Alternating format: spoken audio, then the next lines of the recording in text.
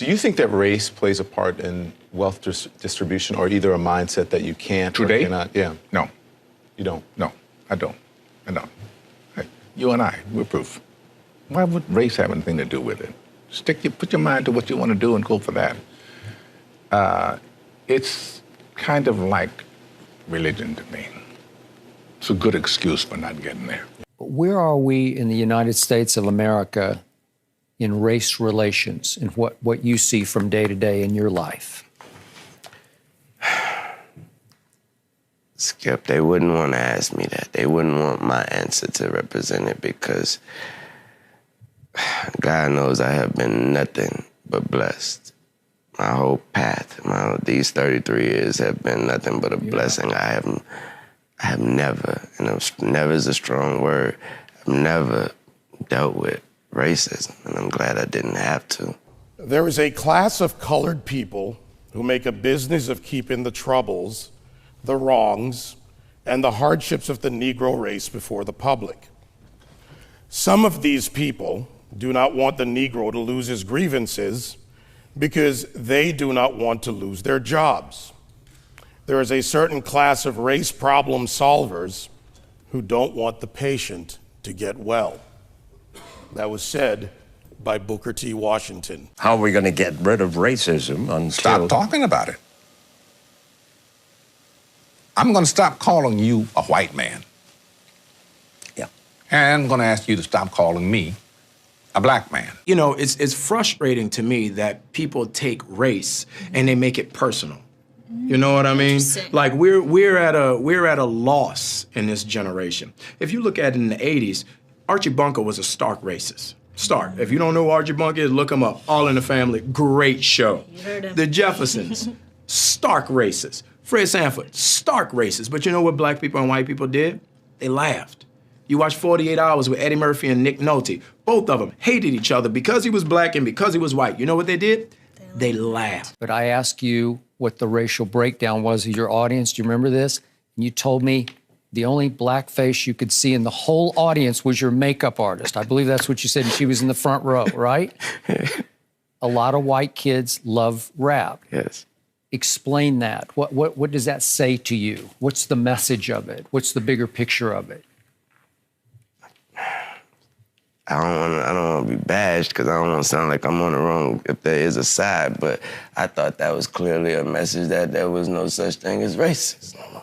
That's what I thought that was. You know, I said, and it's probably get me in trouble, but I said to some of my colleagues recently, so I know that it's an issue, but it seems like every single day on television I'm talking about race, and it's because of the news cycle, it's in the news, but sometimes I get so tired of talking about it, I want to just go, this is over, can we move on? And if you talk about it, it exists. Right. Yeah. It's not like it exists and we refuse to talk about it, but making it a bigger issue than it needs to be is the problem we have. And right now, we are in a society where we can't have a conversation because no one's willing to listen. People are just shouting. People are just Whatever they shouting. think. People are walking down the street, hashtagging everything, but no one's listening. Using wrong examples to present an argument leads us nowhere forward. I understand the emotion, and I respect my opposition, but when you go into the areas of making false charges and living in the past, you do not address the issues of the present. And, you know, incarceration rates in America has been a problem, especially as opposed to minorities. And Roman delves into the issues around the legal system. Do you think we've made any headway in the legal system? I think it's more important to make headway in our own house. By the time the system comes into play, the damage is done. They're not locking up 7-year-olds. In the 1960s, 80+% of blacks were two-parent homes. Today, that is reversed completely the other way. I was in Chicago a couple of 3-4 weeks ago, and we saw these little kids on bikes with masks on the side of their head, like 5 or 6 of them. And the driver said, yeah, they're little yummies. I said, who? He said, little yummies. Look up, Google Lil Yummy. Lil Yummy was an 11-year-old murderer. Wow. And you look at his picture, you'll see the headshot of him, and he's like this. And he got murdered at 11 by a 14-year-old. Wow. Who's doing life now, and a 16-year-old. That makes no sense. You blame the system. Where was his father? No one wants to talk about perception when it comes to racial profiling. No one wants to talk about stereotypes when it comes to racial profiling. Blacks are convinced that the number one issue facing the country right now is social justice, racist white cops, discrimination, systemic racism, microaggression, whatever new word they come up with, and it's a bunch of nonsense. This is what I know. I'm a certified scuba diver. My first day of class, they told me this. When you're in shark-infested waters, everything in that water is considered a threat until proven otherwise. If it's a guppy, it could be a shark until you know it's a guppy. And I think as black men, we need to realize we're in shark-infested waters. And if we don't sit our young men down and we don't talk to them about perception, and we don't talk to them about stereotypes, we're doing them a huge disservice. It starts in the house. It starts in the home. And yeah, well, my father got locked up. Well, where was his father? Yeah. You know, like I did talk about my 3 closest friends, and they did, 15 to 25, one did 28, this and that. I was the only one of the 3 that had a father in my life, even though my parents were together. But I still had a father who was a gentle man and a good example, and they didn't. We can blame the system if we want, but they didn't lock any of us up at 7. Yeah. We were all doing enough to get locked up at 13. My parents sent me in another direction. They didn't have anybody to help them, and they kept doing what they was doing, and the system got them. So I don't. The system is rigged, but why? All the more reason not to help it. The number one problem domestically facing this country is a breakdown of the family. And President Obama said it. I didn't. A black kid, or a kid, not just a black kid, a kid raised without a dad is 5 times more likely to be poor and commit crimes, 9 times more likely to drop out of school, and 20 times more likely to end up in jail. So you're far more likely to end up in jail without having a dad than you are because of a white racist cop. Prime example, I got pulled over by the police, come over to my window, flash his light in my face, hand on my pistol. I can handle that 2 ways. I can start yelling and screaming and tell him he a racist and he don't know me. You doing this wrong. Or I can say, yes, officer, no, officer, or we done, officer. And both of them are going to have drastically different outcomes. Half the homicides in this country are committed by and against black people. Last year, there were 14,000 homicides, not talking about suicides, I'm talking about homicides.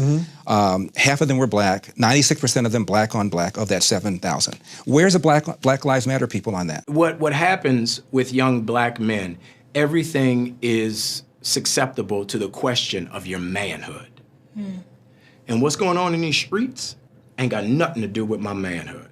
Interesting. If I'm gonna fight a police, I'm gonna fight him in a controlled environment, a court of law. I'm not gonna fight him on the streets. In Baltimore, where Freddie Gray was killed, Freddie Gray died in a van. I shouldn't say was killed, died in a van. Yeah. You have a city that's 45% black. City council is 100% Democrat. The majority of city council is black. The top cop at the time was black. The number 2 cop was black. The majority of the command staff is black. The mayor is black. The AG is black. And yet here we are talking about racism. I mean, it's absurd. All cops aren't bad cops. 99% of cops are really good dudes and women. I've 99% of the people I've met that are cops are dope. I have a lot of friends that are cops. But that 1%, that's the problem. And you want to give yourself every opportunity not to end up a statistic. 965 people were shot by cops last year and killed. 4% of them were white cops shooting unarmed blacks. In Chicago in 2011, 21 people were shot and killed by cops. In 2015, there were 7. In Chicago, which is a third black, a third white, and a third Hispanic, 70% of the homicides are black on black. About 40 per month, almost 500 per year, last year in Chicago, and 75% of them are unsolved. Where's the Black Lives Matter on that? The idea that a racist white cop shooting unarmed black people is a peril to black people is BS. Black History Month, you find Ridiculous. why? You're going to relegate my history to a month? Oh, come on. What do you do with yours? Which month is White History Month? No, well, come on, tell me. Well, I'm Jewish. Okay, which month is Jewish History Month? There isn't one. Oh, why not? Yeah. Do you want one? No. I don't either. I don't want a Black History Month. Black history is American history. Abraham Lincoln, as my colleague said, fought a war to preserve the Union.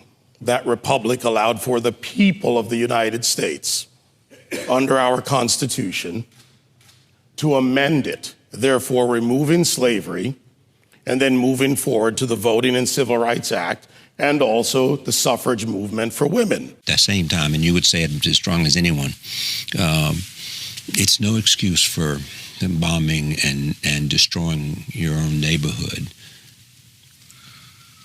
And burning down wherever it's happened, burning down storefronts and stores that people with mobs is how they get turned into that. Yeah. What's to be gained? You know, you stop for one split second to think. Burning and looting doesn't help you in any way. I understand y'all upset, but like it was already said, I doubt y'all and y'all half as upset as I am. So if I'm not over here wilding out, if I'm not over here blowing up stuff, if I'm not over here messing up my community, then what are y'all doing? I will always continue to say that riots are socially destructive and self-defeating.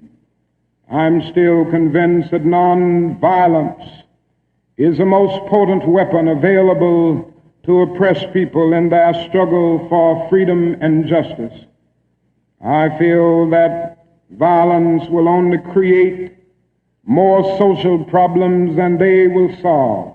Let's switch it up, y'all. Let's switch it up. Yeah. Amen. Do this peacefully. Please. My brother moved here from Houston, and I used to talk to him on the phone. He loved it here. He started driving truck. He was good. So I highly doubt. No, I don't know. I know he would not want y'all to be doing this. So I will continue to condemn riots and continue to say to my brothers and sisters that this is not the way. Continue to affirm that there is another way.